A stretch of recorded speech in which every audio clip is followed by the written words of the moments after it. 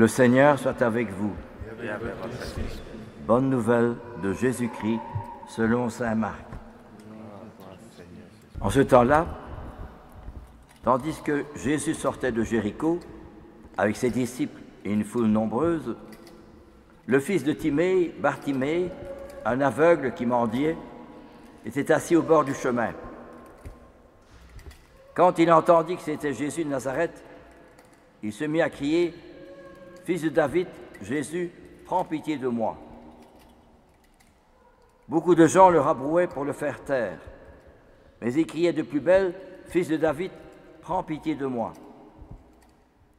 Alors Jésus s'arrête et dit « Appelez-le !»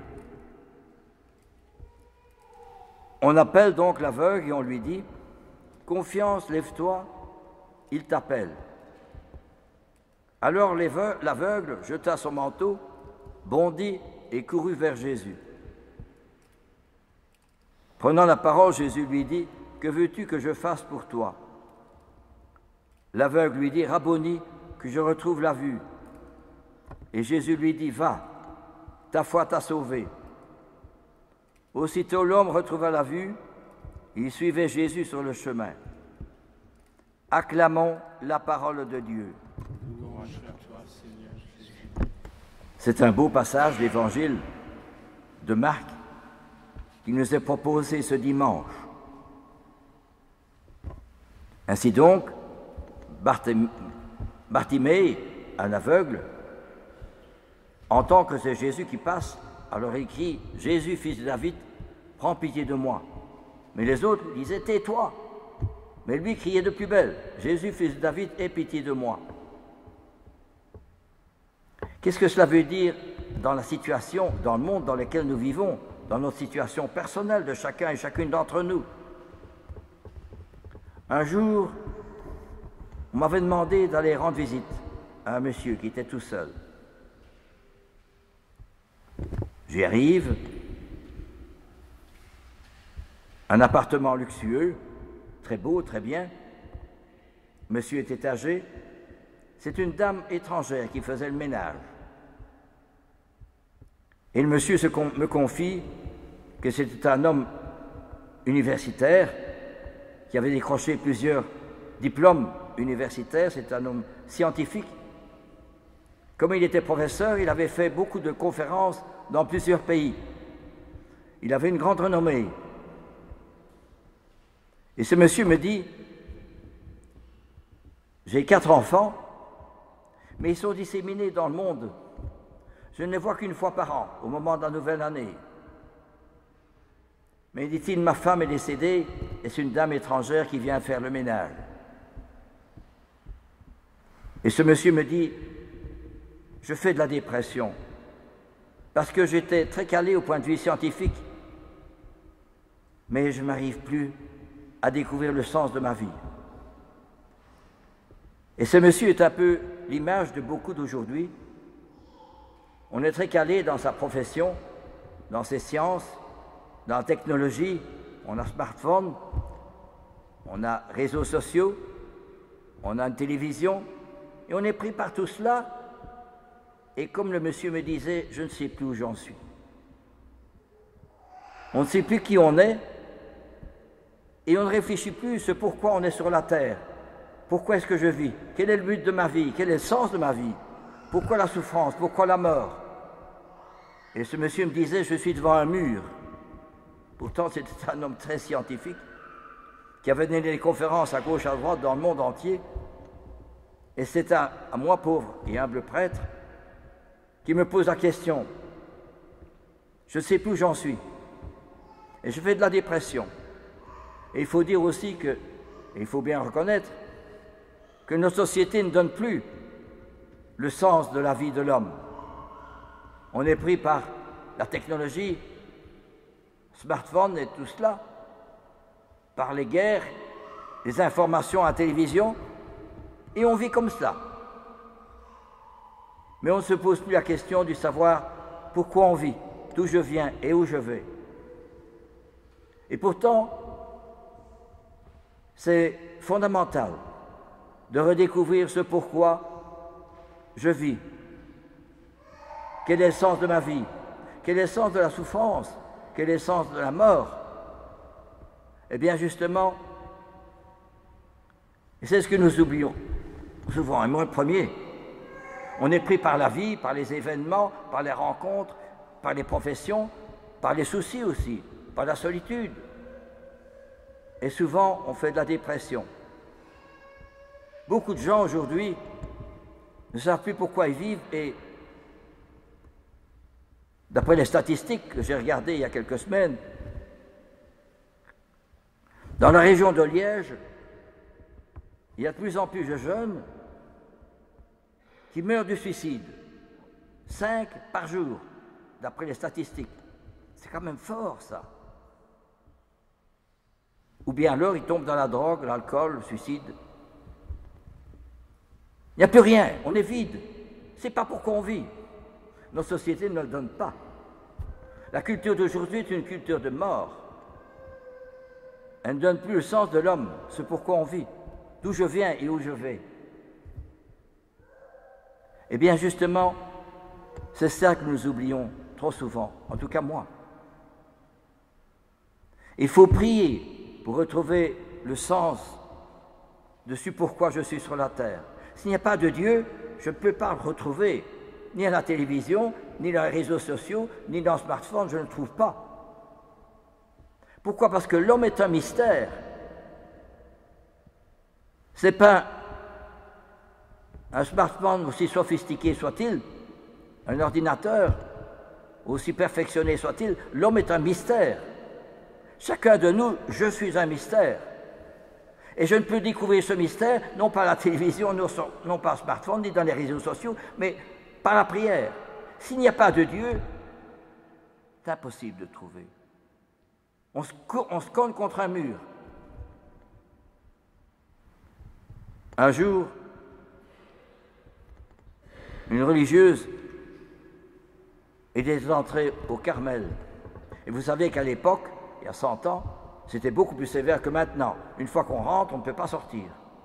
C'était comme ça à l'époque, parce qu'on faisait le don de soi au bon Dieu et on quittait le monde, vraiment.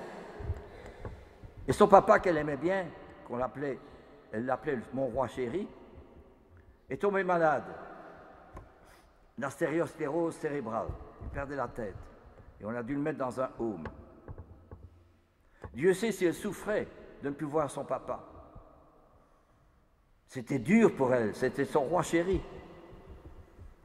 Elle avait toutes les raisons d'abandonner et dire, c'est peut-être, je vais quitter le Carmel, je vais aller revoir papa, c'est pas possible, je ne saurais pas tenir. Et alors, on lui reprochait d'ailleurs que c'est peut-être à cause d'elle que son papa était malade, parce que c'était la 4e qui est entrée au couvent. Alors, elle a dit, après que son papa était décédé, elle a écrit ceci: les 3 années du martyre de papa sont les plus fructueuses, les plus formidables de toute ma vie religieuse. Je ne voudrais pas les échanger avec les révélations et les miracles des saints. Ces 3 années doivent susciter une sainte jalousie parmi tous les anges de la cour céleste. Mon âme déborde d'amour et de reconnaissance. Il faut le faire, hein. Je serais à sa place, je perdrais pied. Je ferais de la dépression. Moi, papa, j'ai ri, je veux les revoir.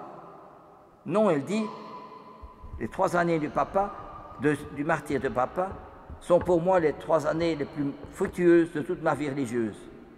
Elles doivent susciter une sainte jalousie parmi tous les anges de la cour céleste. Il faut fort d'écrire cela. Pourquoi? Parce que eux, les saints, ils ont déjà un pied dans le ciel. Ils sont déjà de l'autre côté. Mais nous avons perdu le ciel, on ne sait plus ce que c'est. C'est pourquoi on vit, on ne sait plus. On vit dans le monde, on est pris. Mais pourquoi finalement? Si on s'arrêtait un peu, et se dire, mais qui je suis moi? Pourquoi je vis? Où est-ce que je vais? Quand c'est la fin de la vie, bien sûr, on est entouré par des personnes, etc., de la famille, quand elle est entourée. Mais alors, c'est à ce moment-là qu'on se pose la question, et quoi?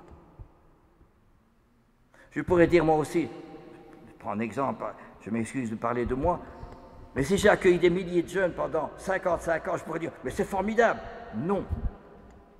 Si je n'ai pas fait pour Jésus, à cause de Jésus, en vue de Jésus, ça ne sert à rien, c'est du vent. Parce que la base de l'homme, c'est être à genoux. C'est retrouver la dimension intérieure, spirituelle, mystérieuse de l'homme. Alors je redécouvre vraiment qui je suis. Et je peux vraiment faire attentif aux autres, aux ceux qui sont loin, ceux qui sont abîmés, ceux qui sont seuls. C'est le Seigneur. Vous comprenez, on ne sait plus ce que ça veut dire. Jésus vit en moi, c'est plus moi qui vis, c'est le Christ qui vit en moi. Dans la prière, le Christ, non pas dire de prière pour que ça aille bien dans ma vie, pour guérir, pour un tel, pour ceci, pour réussir ses examens, pour la santé, c'est très bien. Mais l'essentiel de la prière, c'est Jésus qui veut habiter en moi, qui veut faire de moi un autre Christ. Je suis dans la prière, je suis transformé. Je suis un autre Christ. Et la messe, quand je communie, la communion, comme dit saint Augustin, la nourriture ordinaire, elle se transforme en mon corps. Mais la nourriture céleste du ciel, de l'Eucharistie, je suis transformé par le Christ, je deviens un autre Christ. C'est la preuve, c'est que nous avons fêté il y a quelques jours un saint jésuite, Isaac Jogues, qui était au Canada, au XVIe siècle, je crois, ou XVIIe siècle, je ne connais plus bien les dates. Et il était parmi les Iroquois, et les Iroquois l'ont persécuté. Il a souffert. Il a été délivré par les Hollandais, c'était le début de la colonisation. Il est revenu en France, on lui a demandé qu'est-ce qui s'est passé. Il a raconté les sévices dont il a souffert. Et il a montré ses mains, ses pieds, son corps vraiment a été une plaie. Et il a dit ceci, cette parole étonnante, ce sont mes péchés qui m'ont empêché de recevoir la grâce du martyr. C'est extraordinaire. Où est-ce qu'il va chercher tout? Mais il est fou, hein? Et il est retourné, hein? Et bien sûr, il est mort martyr. Pourquoi? Parce que nous autres, nous sommes heureux quand nous avons beaucoup de belles choses, belles voitures, un bel intérieur, ceci et ça. C'est sûr, comme le monsieur tantôt, c'est évident. Il ne faut pas le lui reprocher au monsieur. Il ne faut pas le reprocher à nous-mêmes. Mais nous sommes des morts, hein? Comme l'aveugle. Je ne vois pas. Tant que je dis, je vois, je suis certain, je suis bien, mais je suis un aveugle. Tandis que si je dis, Seigneur, sauve-moi, je suis loin, je ne comprends plus rien comme ce monsieur, eh bien alors, le Seigneur vient me guérir de ma cécité. Il me donne sa lumière, il me donne sa paix, il me donne son amour. Alors je suis transformé. Il n'y a plus assez de chrétiens qui sont transformés. La foi, c'est faire l'expérience de quelqu'un qui est à l'intime de moi et qui me reprend par le bras et qui dit justement ces paroles-là. Confiance, lève-toi, il t'appelle. J'entends cette parole, Jésus qui me dit, confiance, lève-toi, il t'appelle. À moi, chacune, si je prie, me dit ça. Alors que fait l'aveugle? Il jette son manteau, il bondit et court vers Jésus. C'est la même chose, hein. Quand je prie, je jette tout ce qu'il y a de bêtises, de choses qui ne vont plus. Je jette tout ça. Je jette mon manteau. Je bondis, je cours vers Jésus, bien sûr, c'est lui qui va me guérir. C'est lui qui va me donner sa sainteté. C'est lui qui va me donner la lumière. Alors, bien sûr, croyez-moi, il y aura moins de suicides aujourd'hui et moins de gens qui en ont marre de vivre. Il y a beaucoup de gens qui ne savent plus ce que c'est que vivre. Parce qu'on regarde la télévision, on regarde le smartphone, on regarde réseaux sociaux, mais ça ne donne rien. Bien sûr qu'il en faut, j'ai aussi smartphone. Mais où est l'essentiel de l'homme? L'homme n'est grand qu'à genoux. Nos sociétés rejettent Dieu, il n'y a plus de Dieu, c'est fini. Et précisément parce qu'il n'y a plus de Dieu, c'est pour ça qu'il y a tant de gens qui en ont marre, et tant de jeunes qui tombent dans la drogue. Allez, place Saint-Lambert, je n'ose pas y aller moi-même, place Saint-Lambert. C'est terrible le nombre de jeunes abîmés là-dedans. Que faire? On leur permet de se suicider dans une grande pièce. De se droguer dans une grande pièce. Oui, pour essayer d'atténuer. Mais malgré tout, ils vont dans des homes pour essayer de se soigner. Ils quittent le home guéri, il recommence. C'est pas possible. Hein. Pourquoi? Parce qu'il n'y a plus de vérité dans notre société. Il n'y a plus d'exemples. Si on pouvait montrer des exemples où les vies d'un père Kolb, d'un père Damien, d'un père Isaac Jogues ou dans d'autres, mais ce serait formidable. Voilà ce que nous dit la lecture d'aujourd'hui. Tu es mon fils, moi aujourd'hui je t'ai engendré. Tu es prêtre pour l'éternité.